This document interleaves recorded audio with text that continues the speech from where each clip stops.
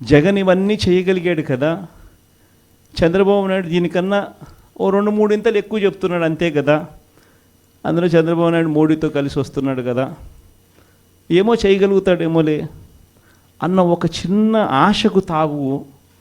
బహుశా మన పాలనలో మనం ఇంత బటన్లు చక్కగా నొక్కాం కాబట్టి బహుశా ఆశ కూడా ప్రజలకు కలిగింది.